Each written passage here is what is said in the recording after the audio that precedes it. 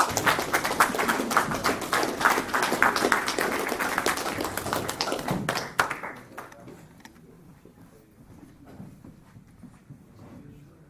why you were in the other room. My name's Chris. I'm alcoholic. Hey, y'all bear with me.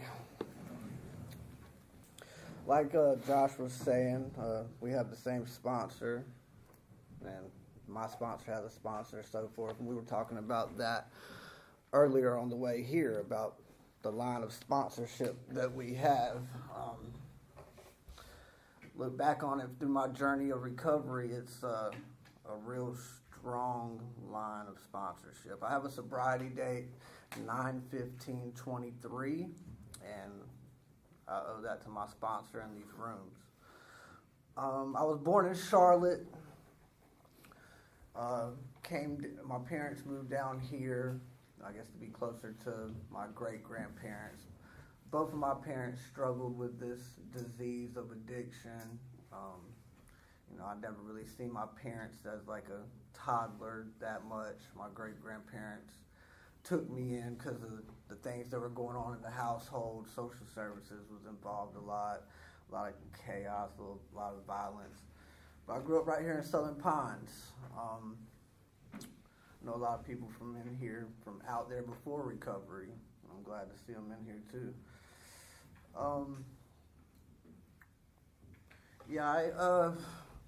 Dealing with my childhood, it was real different. Like I said, both my parents were addicts. I have two little sisters that were taken away due to the things that were going on in the home, and I seen them when they were born, and then that was it. Here today, I was going to wait until they were like 18 to try to reach out, but they eventually reached out to me at the height of one of my addictions at that. And I got to meet them.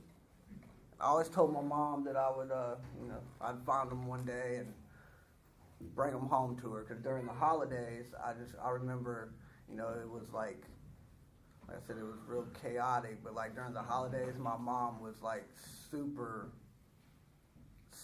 into her addiction, like never came out the room. Fast forward a little bit, my first time going to detox, I went to detox in Monroe. I was there for a week, and the day that I was going home, my daughter's mother called up there, and like it was an emergency call, but she wouldn't tell me what happened. And when I finally got home from detox, which I should have went to treatment, but I was hard-headed as I am now, my mother had passed away. And I don't know what from. I don't know if it was domestic violence or her disease that took her out, but that's what I came home to my first time trying to get sober, was her passing away. Mind you, like I said, drugs is a big part of my story, so that's that.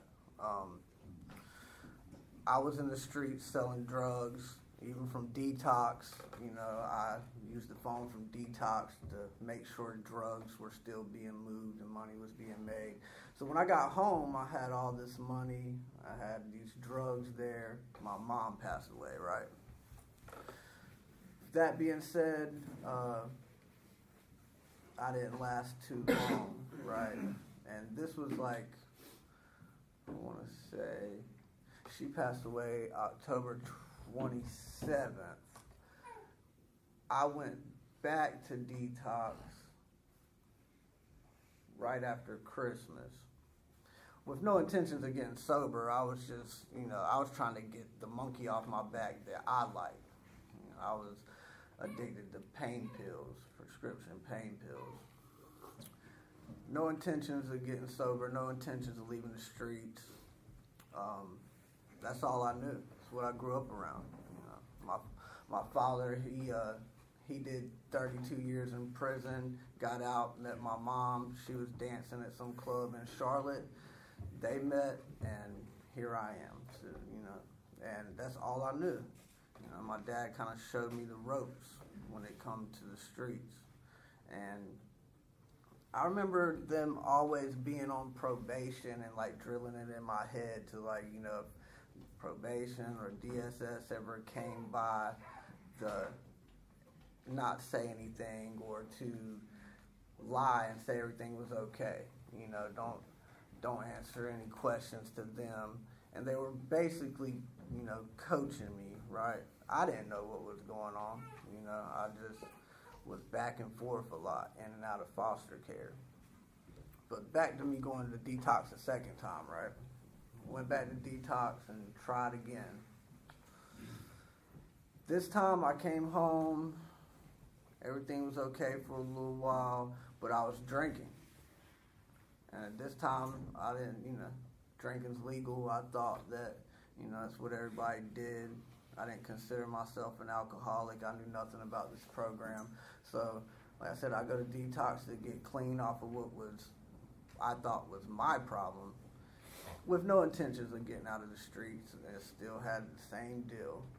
Come home, I go straight to the bar, right back to the party life, and I think I lasted for about maybe 5 to 6 months. And then life started life, and my father passed away, which it was, even today, like, I really don't know how to feel about it, because he was just this mean person. Like, it was just, it was the disease. And not long after that, I started using again. End up using, living at a hotel for a year, and till I eventually got in trouble with the police, got busted, and went to jail, detoxed in jail. I was sentenced to 3 to 5 years for a trafficking charge. Went into prison, and the whole time I'm in prison, I can't wait to get back out here to get back to it. It's the obsession, right? Plus, it's all I knew. It's how I made my living. Whole time I was in prison, you can get drugs and alcohol in prison too. I used in prison and drank in prison. Went to a drug program while I was in prison. It was like a 90-day drug program. And that's like when I first started to learn about recovery, right? Like, I never really paid it no attention in detox. Like, I was just there. Like, it was, I was just doing it for the people around me. I didn't want to quit getting high. But I remember talking to one of the drug counselors and, kind of telling her about my background with my parents and, the foster care situation and obviously my situation. And she was telling me that, you might be able to go to school to help somebody like you. And that's always been something like I've always thought about doing, was being able to help children that went through what I went through, right? Finished the drug program, got transferred, fast forward a little bit, got out of prison on parole. Parole, I don't know how I didn't violate, but I didn't. I was, drinking. I left the state. But I got through parole, got a job when I got out of prison, started working, and then, I was passing my drug test because I wasn't doing anything but drinking. And that's when I think my recollection of when the alcoholism really started, because I was working, and the whole time I was working, I couldn't wait to get off and get that first drink in me, get the night started. And that went on for a long time, working at this restaurant right there by the Arby's house. I'm not gonna say any names, but eventually, I ended up meeting a guy that was the vice president of marketing at Trident Marketing, and we got in real tight. Again, I was selling drugs, and that's how I knew him, and he ended up offering me a job. So I get in at Trident Marketing, got the vice president of marketing as a good friend, the director, which was my boss, as a good friend, and it was a different way of life. Like, I thought I was doing great. You know, hey, I'm on a career path, right? Like, you know, I'm doing the right thing, you know, so got a job with benefits, making good money. But again, I couldn't leave the streets alone. Like, I was steadily doing this side hustle. Like, I never could get away from that for some reason. So I'm selling drugs to everybody that works at Trident Market, you know. And fast forward a little bit, I end up starting to do the drugs with them. Got off parole, and again, I think I'm doing good. Like, I can go out every night, you know. I really can't get in no trouble at work because I've got the boss, you know, and he's doing his little dirt with me, you know. End up getting promoted to supervisor over the call center. And this whole time, like I said, I'm drinking and using, and it just was a never-ending thing, right? I end up getting a car, but the downfall starts here, right? Like, I end up out every night, drinking and driving, using drugs, falling asleep behind the car.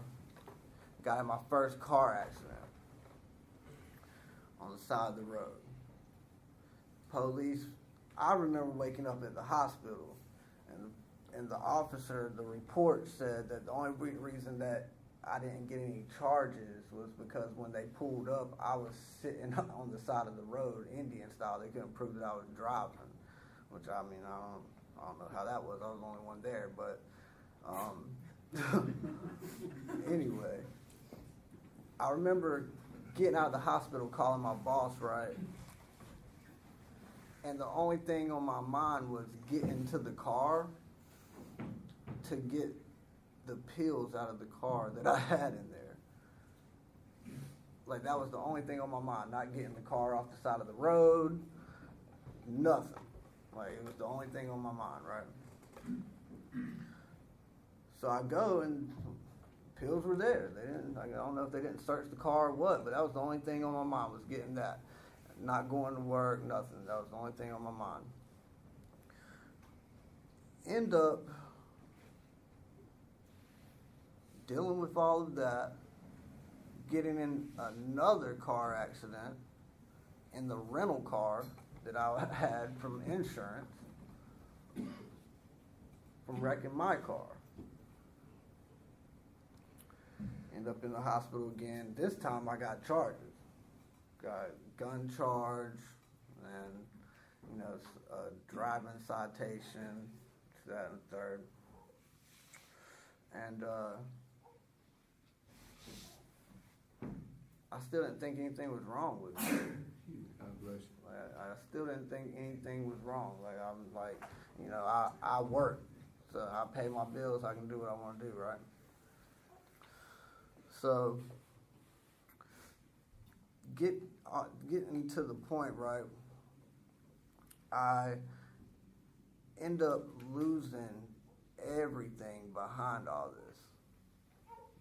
My car, my house, end up having to move in with this chick that was just as bad as I was, and it was just nothing but chaos again. And I don't know if it was because, like, that's all I seen growing up, and I thought, like, that's what, like, was, so, like, I thought I was living right, or a part of me deep down knew I was breaking the law, you know, hustling, running the streets, but at the same time, like, I didn't care. I didn't care about none of that. Like, I didn't care about going back to prison. I didn't care about dying. I didn't care about nothing. Not my kid, not the loved ones around me, nothing. So, move in with that chick. I'm on crutches with a broke back, and it was just like my mindset was just around the drugs to the point where like it got so bad that like I was using the back pain as an excuse, lying about it. I wasn't even in pain anymore, and eventually I caved and I gave in, right? And I went to detox again to the same place in Monroe. And this time I was like set. Like I was set on getting out and doing something different. Went to detox and came home, ended up drinking anyway. Waking up in jail from fighting with this girl. And that was like the first time that I woke up in jail and didn't know how I got there. End up getting out, and I come in these rooms. I was like, all right, something's definitely wrong here. And I've been going to detox. I've been like 4 times. Maybe I should try to come to these meetings. I've got my brother. I've got a few of the guys in here today that knew me back then, been trying to get me to come in here and do the deal, and I just wouldn't. But something clicked when I was in jail and I woke up, because I came in here. I came in here and I picked up a white chip, and after I picked up my white chip, my sponsor today came up to me, asked me if I needed a sponsor.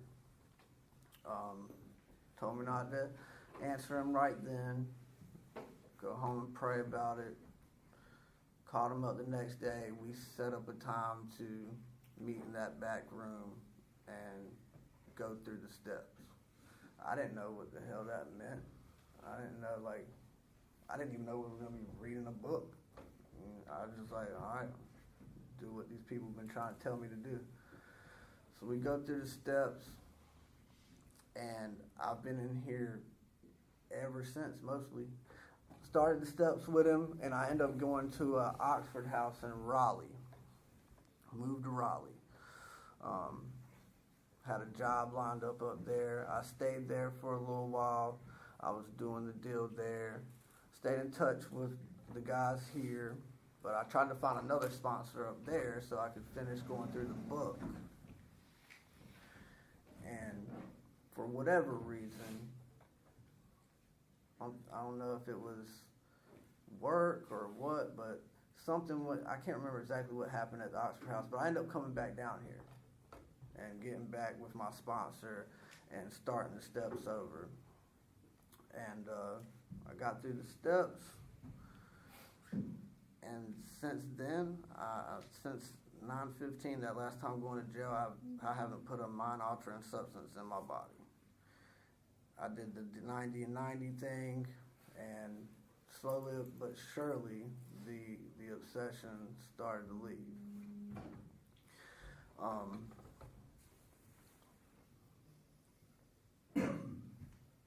I don't know what it is, man. I don't know when it happened. I don't know how it happened. All I know is that they kept telling me to come back in here.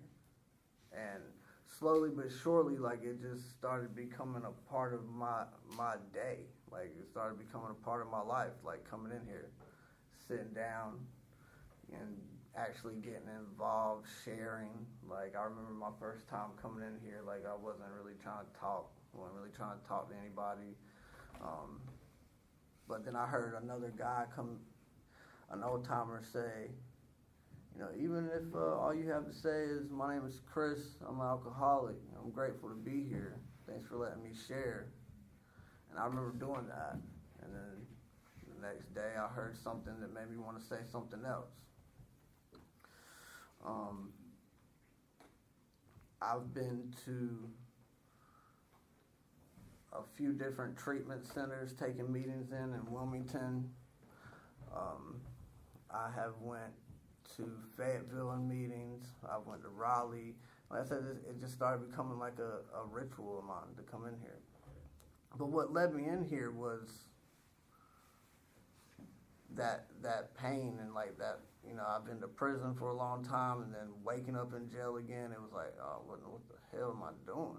Like, I couldn't, like, I had no regard for my kid. I didn't have any regard for anything. Like, there was something wrong to the point where, like, I realized I was suicidal. Like, I was driving, drinking, didn't care about anything around me. Like, and it's Mark that says it when he shares all the time. He brings up the word agnostic and how it means without knowledge. Like, it was my sponsor taking me through the book. Like, I had no idea about this place and this program. Like, I thought I was, you know, too good for this, you know.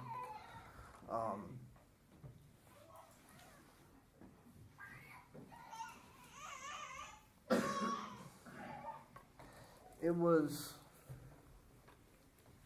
definitely a long time coming for me to realize that, hey, I'm an alcoholic and an addict, and I have this mental obsession and this physical allergy that happens when I put something in my body. I lose total control every time. And when I look back on my life and active drinking and using, like, that's all I see is the chaos and the bullshit that I was putting all the people around me through and myself as well.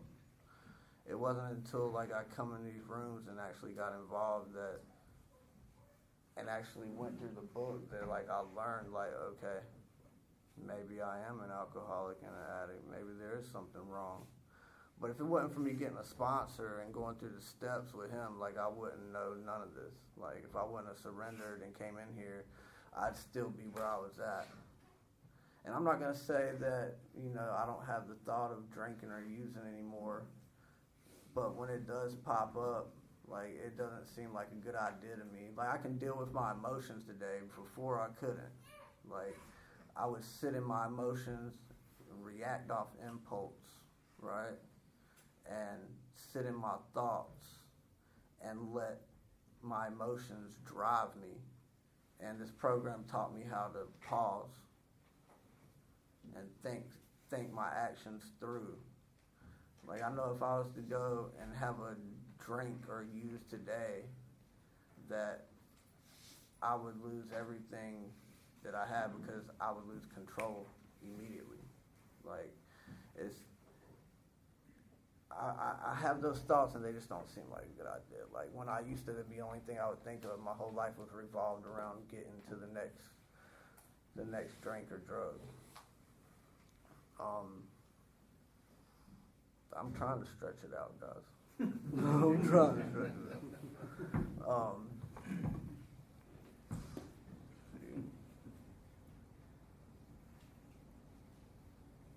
The funny thing about the disease, right, like I was telling you guys, I brought up my sisters. Both of my sisters, actually, you know, they were, like me, they were born with drugs in their system.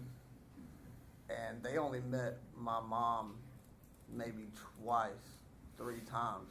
And I've seen them deal with this disease as well. Like, they didn't go through the chaos and seeing the things that I've seen. And they still end up, you know, dealing with this. Like, I have a sister right now, like, it's like my mom all over again. Like, I had to watch my mom go through this growing up and deal with her, and like, now she's going through it. So I'm not going to say that the disease is like a genetic thing that can be passed on or anything, but I will say this, that I know that when I came into the rooms and I got sober, I look back on how I was and my parents and things, like I know they definitely had a big influence on my life. But like today, they have a big influence on why I'm sober, for sure. Like they, at the end of the day, like I feel like I need to be the one to stop what has been going on in my family line.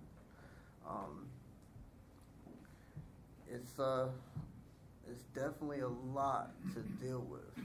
I wouldn't be here if it wasn't for Tristan and the sponsor line that I'm in, because I can pick up the phone today when something's going on bothering me, or if I have a thought and I think a drink sounds like a good idea, I know I can call them and talk about it.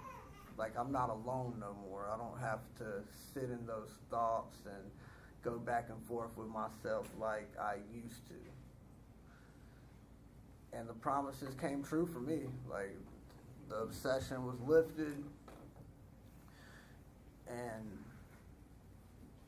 it's really a miracle in my life that happened. Like, I'm able to take another person through the steps, you know.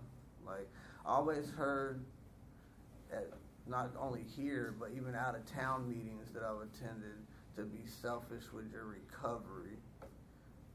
And I didn't really understand that, because I also heard that in order to keep it, you have to give it away. So I'm supposed to be selfish with my recovery, but I have to give it away to keep it. But today I realized the only way to give it away is to be selfish with it. Like, the only way I'm going to be able to take somebody else through the steps is if I'm selfish with my recovery and actually make sure that I'm straight. Because I know if anything I put before recovery, I'm going to lose. Anything. This program's also got me back in touch with my higher power. I definitely had that spiritual awakening. I don't know exactly when it happened, but I know, like, I can look back on my life now, and everything in my life was revolved around material, money, you know, women. Like, there wasn't no aspect of God in my life at all. And, like, today, I wake up and I've got text messages from other men in the room, spiritual readings, quotes that I do, people sending me gratitude lists, and I send the same thing. I've been doing it for almost 15 months, sending 40, 50 people something spiritual in the morning. And, like, when my life is down, it doesn't bother me as much. Like I have this knowing, like, it's not even a belief anymore. Like, I have this knowing that everything is going to work out for the best. Every time. And even when I look through the last 15 months of recovery, not knowing, like, how I'm going to pay this bill, or not knowing, like, where I'm about to go. I think I moved like 4 times before I finally got a house in my name. Like, but since I've been sober, everything has just worked out. Everything. Like, and it's only my higher power. Like, I give it to him, and, like, I just don't worry about it. Like, the way I used to obsess about money, like, I'd have all this money and still be miserable and discontent. Like, it's the obsession of more for that too. Like, it was an addiction of mine too, money. And, like, today I'm okay with my account not looking all that great. I know there's another check coming, as long as I take my lazy ass to work. Yeah. I really am grateful for the program today. I really am. It's an honor to be up here. I tried to stretch it out as much as I could, guys. I don't really know what else I can say, but I'm glad to be here. I mean, I could open the floor up if anybody got any burning desires. Anybody got any burning desires, they can definitely share it. But that's all I've got. I appreciate y'all.